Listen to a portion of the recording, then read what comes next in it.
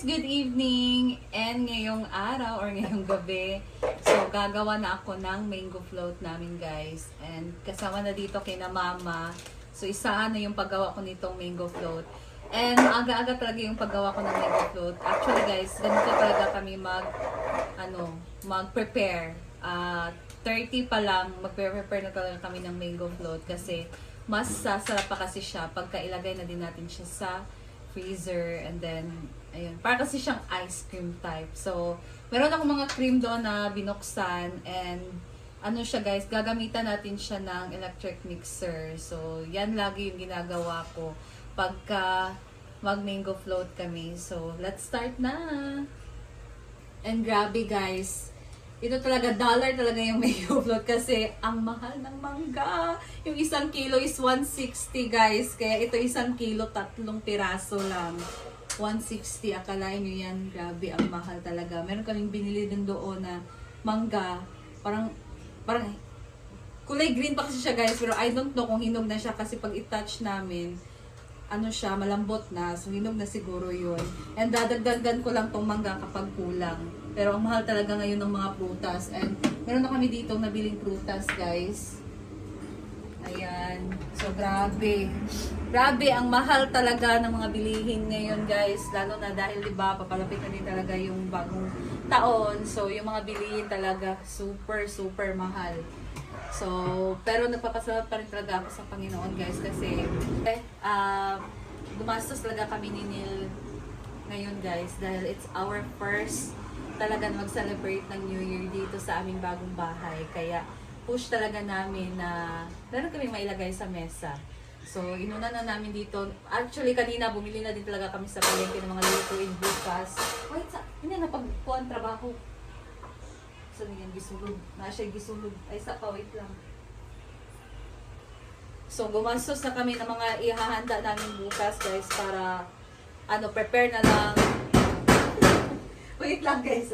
Quiet, nagtrabaho mo daw siya, guys. Nagtrabaho daw siya, kaya meron siyang, hammer. So, ang ingay na paligid, guys.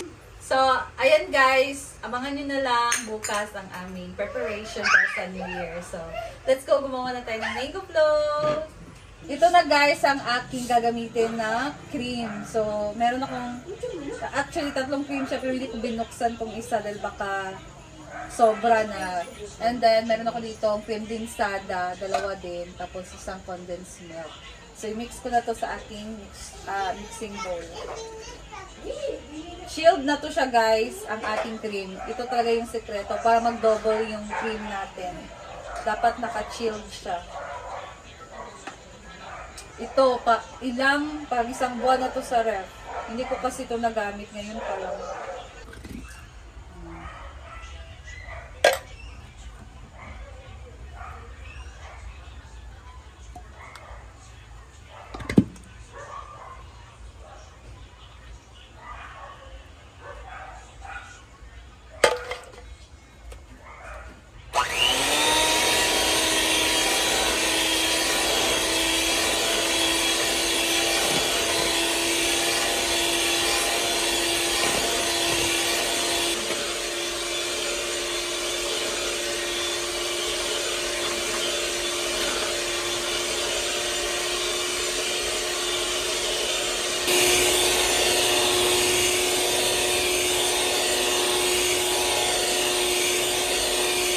Nag-start ako dito ang gumawa ng ating mango float guys. Pero yung cream, hindi ganito talaga yung gusto kong i-achieve sa cream. Pero dahil gumamit ako ng cream dinsada guys, kaya ganito.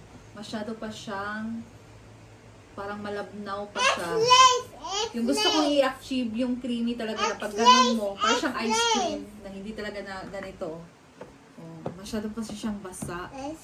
Pero, wala na akong choice dahil nangyari siya. Cream dinsada kasi, first time kong gumamit ng cream dinsada ngayon sa mango float. Cream talaga yung ginagamit ko, tapos condensed milk lang. So, since meron akong cream dinsada kasi, matagal na siya sa ref. Kaya ginamit ko na lang. Sayang din kasi. Pero, masarap naman siya guys. Kaya, mag-start na ako dito gawa. What happened to you? What's wrong? You want to taste it? No. Why?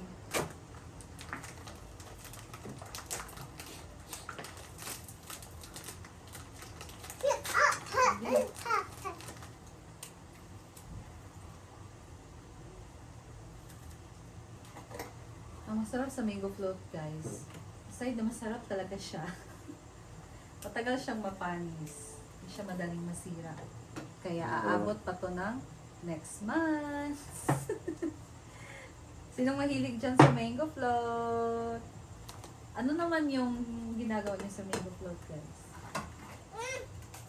Ako, para mas masarap at mas mabango yung cream, naglalagay ako ng vanilla. Actually, si Diva yung nagturo sa akin, guys, na maglagay ng vanilla sa mango float. No. Ha?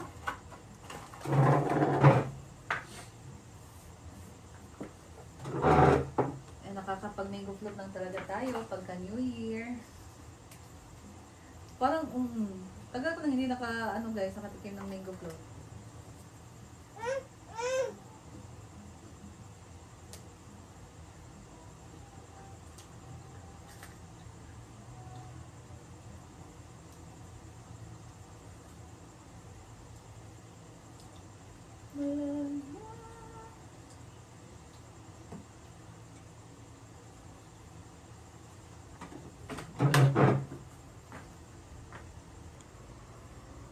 Apaw na siya.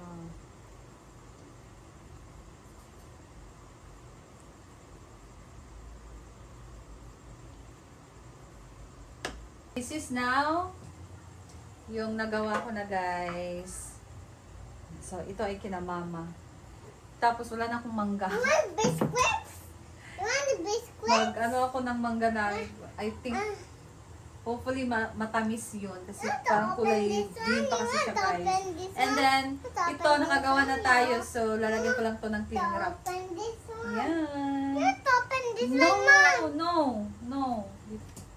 Ito naman ang gagawin ko, guys, ang pangalawa. Ito ay para na sa amin kasi yung mangga na ginamit ko is sa amin. And mas masarap, mas matamis siya kaysa kay mama na binili ng mangga. Para natural, no? Oo.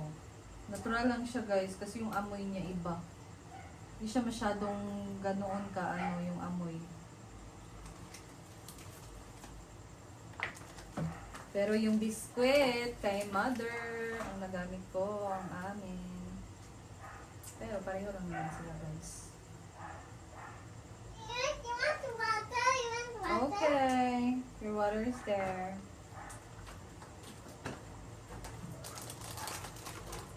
Nga ni, nanay daghan. Kasi mahal. Kaya hindi ko nagamit itong Graham cracker.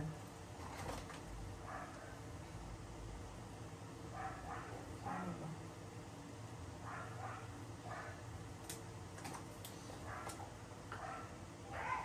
Ang hirap lang talaga dito sa mango pot, guys. Yung tatansyahin mo yung saktong sukat ng biskuit.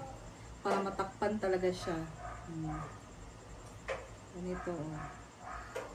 Ito yung nakakatagal na paggawa. Lunch to the air. Hindi na nasakto. So, Ano ba ito YouTube?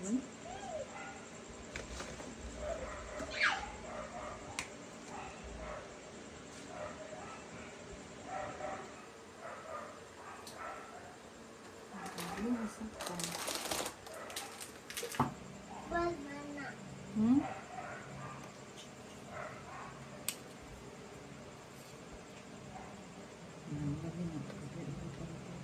Ay!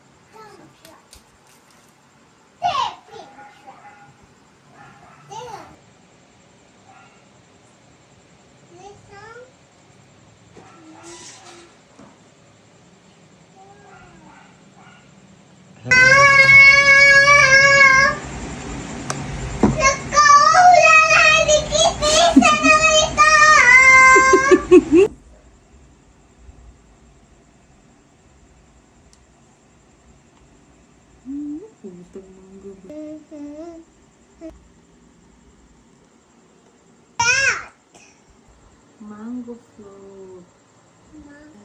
What is this? Yes. What ba? What that ba? What do you think is that? What's that? What's that, Mama? Why? What's that, Mama? Why? What's that, Mama? Why lagi? What's that? Ayan guys, tapos na ako. Ito, madami siyang mangga sa top. Kasi parang nakalimutan ko maglagay sa gitna ng mangga guys. Kaya dinamihan ko na lang dito sa top. Kaya tingnan nyo yung nangyari. Masyado, parang hindi siya komportable. Hindi presentable. Ito, maganda. Presentable siya tingnan. O, diba? Pero kay Arina, kasi masarap naman yan. Tiny kita. Meron pang sobra guys. Kaya ito yung lalagyan ko. Circle. Ang hirap naman itong circle. Wala kasi ako ng ibang paglalagyan. Pero matanggal siya sa ilalim. So, maganda siya if na siya, chilled na siya para pag push natin, para na siyang cake tomorrow. Hi guys! So, ayan, tapos na. Tapos na talaga. Hala, umapaw, oh. Sa dami ng cream, parang tumubo yung cream. So, I'm done na and ilalagay ko na to sa ref. Nandun kina mama yung ref. Wala kasi kaming ref, guys. So, that's all for today. And si Neil na yung maglinis nito kasi dadalhin ko pa to sa kabila and umuulan na. Tapos meron ako isa dito, pangatlo na tong nagawa ko, guys. And hopefully, mag-chill siya. Parang medyo titigas siya. Para siyang ice cream cake yung magiging kalabasan nito. Kasi push ko lang to sa ilalim. Lalabas na siya na parang ganun. Oh, so, I'm so excited for this. Kaso nga lang, hindi na to masyadong maraming mangga. Kasi yung tira na lang, yung natira na lang yung nilagay ko dito. So, ayan. Lagyan ko lang siya ng cling wrap. Yes? Yeah. Yeah. This. Come on. And that's all for today, guys. Thank you so much for watching. And see you again sa aking next video. Advance Happy New Year! Bye!